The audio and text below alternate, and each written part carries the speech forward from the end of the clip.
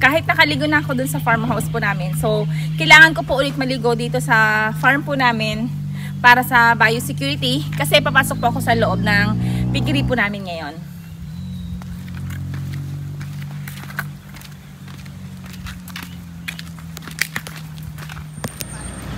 No choice po talaga ako. Kailangan ko maligo. Pero okay lang din kasi mainit po yung panahon ngayon dito. Kaya okay lang na maligo ako kasi napreskuhan naman eh. Grabe naman, nakakailang paligo ako ngayon ha. Sampay ko muna to.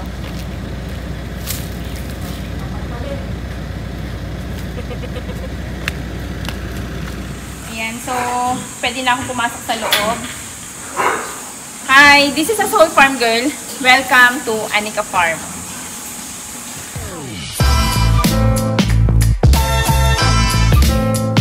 Audio.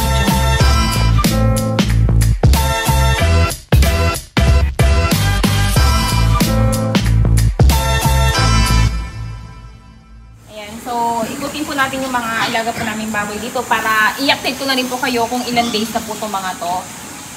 And kasi nung pumunta po kami dito, di ba maliliit pa po sila. So ngayon, nasa 127 days na po sila from birth. Grabe. Lalaki na pero para naging native yung mga alaga mo ah. Ang iiting po nila, naligo na sila sa poops nila dahil mainit. Ayan, so yung mga poops nila dito nagkalat. Kaya ganyan na po yung mga itsura nila. So pagpasensyahan nyo na kasi kanina naligo na po yung mga yan. Okay. Gutom na ba kayo? Ha? O ayan, gutom na po sila. Wala nang laman yung auto feeder. So mamaya maglalagay tayo ng laman ha.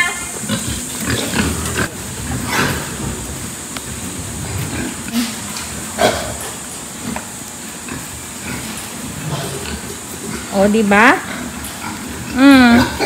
Ang lalaki na po ng mga baboy namin, ano? Meron na rin mga pangbenta dito. Pipiliin na lang po namin yung mga ibibenta. Kaya pumunta din po kami dito kasi may bibili din po ng mga fatteners po namin. Yung mga naiwan po doon sa isang farm, yan, so bibenta na rin po namin yon kasi kulang po yun. Kaya kukuha po kami dito, pandagdag. Taga Benguet naman po yung kukuha ng mga baboy. Ayan, dudumi.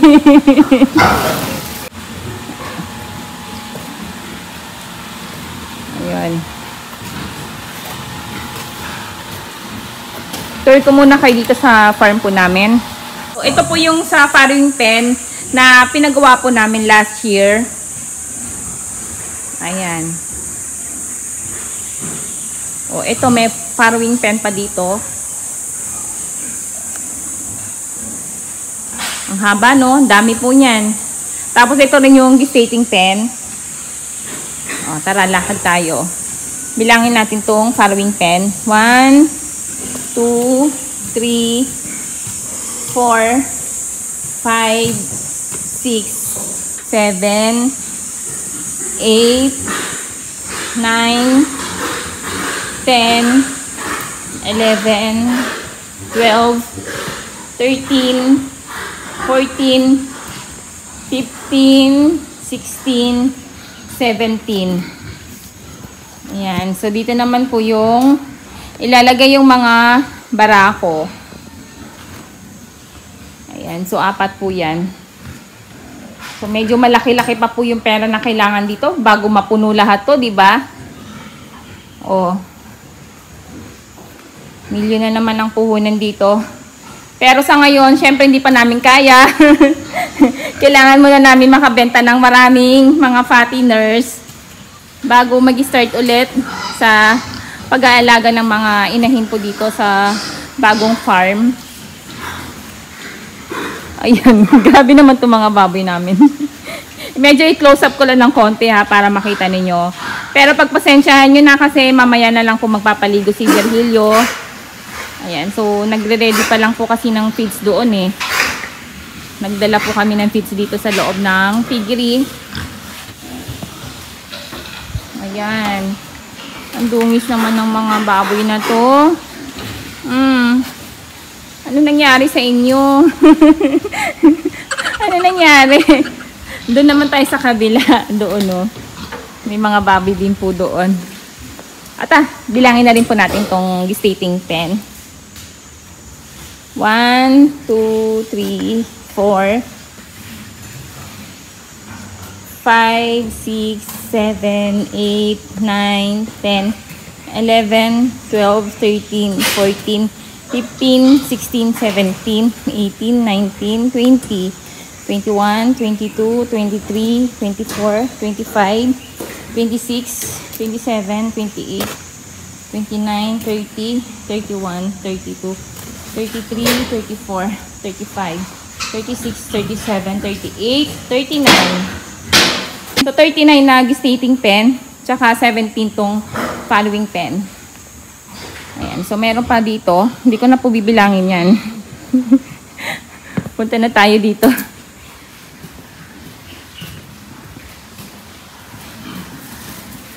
Oh, ito naman po yung sa winning pen. Oh, may nakahiwalay na baboy dito. Hello, kamusta ka? Mag-isa ka lang dyan, ha? Bakit? Ba't ka nag-iisa dito? May sugat yung paa mo. Kaya hiniwalay ka? Ha? Ba't ka nandito? Ha? Ba't ka nandito? Okay ka lang? Ha? Okay ka lang? Ang laki mo na. Oh. Okay ka lang? Sige, dyan ka lang ha. O, dito pa yung winning pen. So, dito dati, di ba, nakita nyo po ba yung video ko dito? Na pinakita ko po yung mga biik po namin. Tapos, nilipat na po namin doon sa fattening area, di ba? Yan. So, sana napanood nyo po yung video ko na yon. Ito na po yung pang part 2 kasi ngayon na po ako ulit pumunta dito sa farm po namin at ngayon ko lang visit itong mga baboy. Ay, grabe naman kayo. Dudungis. Oh.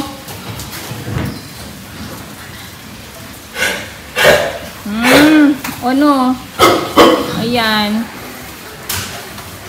Ba't naman kayo naligo sa mga poops ninyo? Kayo naman. Matamsikan ako. Oh, ano ba ginawa nyo, ha? Ano ginawa nyo? Tignan nyo yung itsura nyo, oh.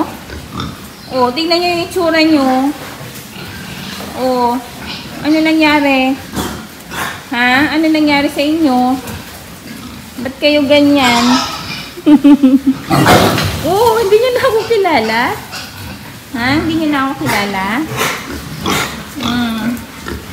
Gusto nyo maligo? Mainit ano? Gusto nyo maligo? O, tara dito. Wala kayong pagkain dito, ano? Ito sa kabila meron. Okay, ayun.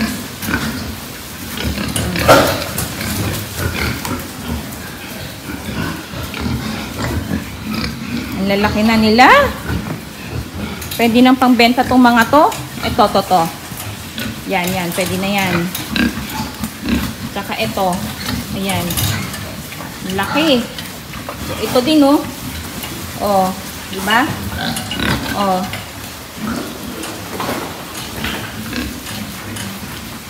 Ito, may power spray dito. Mamaya maligo kayo.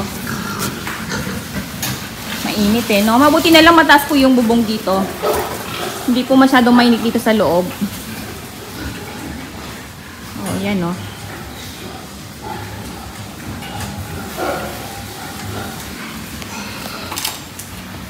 Dito muna ako.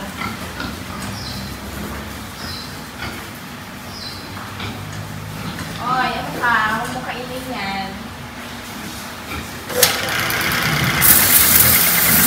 Papaliguan ko na kayo. Wait lang.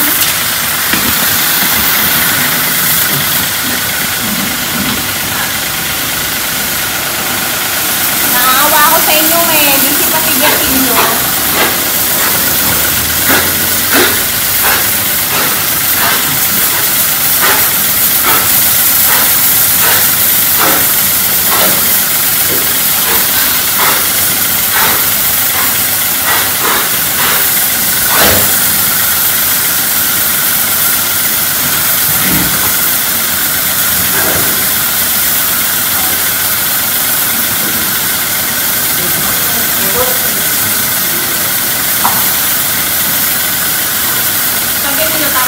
Opo.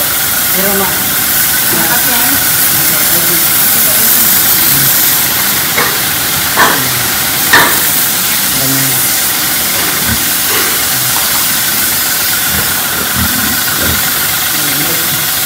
Ang dami din.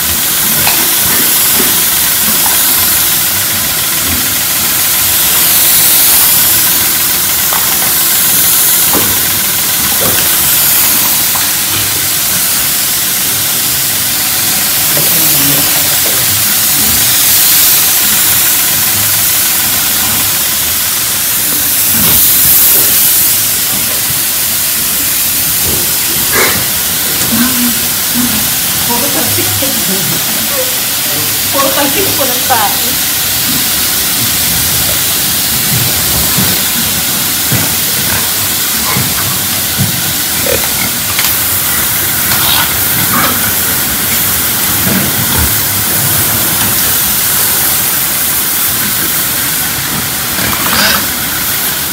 Grabe, puro talsik po ako ng mga tain ng baboy. Ayan o, pati sa mukha ko kanina, natalsikan nung nagpaligo po ako. Kaya talagang ang bango ko po ngayon. Grabe, pati buhok ko eh. Ayan, so, dito muna tayo sa mga baboy dito. Ayan, mamaya maliligo na tong mga to. Kasi, inuna muna paliguan yung mga baboy na nandoon. Dahil medyo mainit. Kaya, kailangan magpaligo. Hindi mo talaga maiiwasan na magkaamoy baboy kapag nandito ka sa loob ng kulungan. So, normal lang po yun. At sanay na ako sa amoy ng baboy.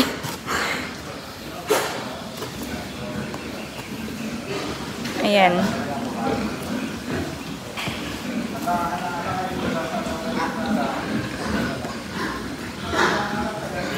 Ito, ang daming pangbenta na naman ng mga fatteners. Oh.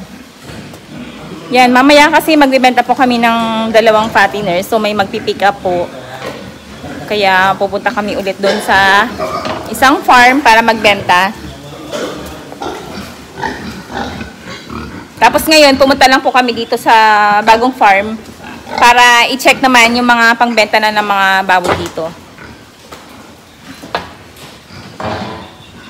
At sana, mag-steady pa rin po yung presyo ng baboy na nasa 220 per kilo yung live weight para makabawi-bawi naman. Kasi nung mga nakaraang mga buwan, di ba, mababa po yung bilihan ng live weight. At ngayon, panahon naman natin para makabawi-bawi, di ba? Sa mga hindi pa po nakapag-subscribe, please subscribe and hit the notification bell para lagi po kayo updated sa mga bago kong video. Happy farming everyone!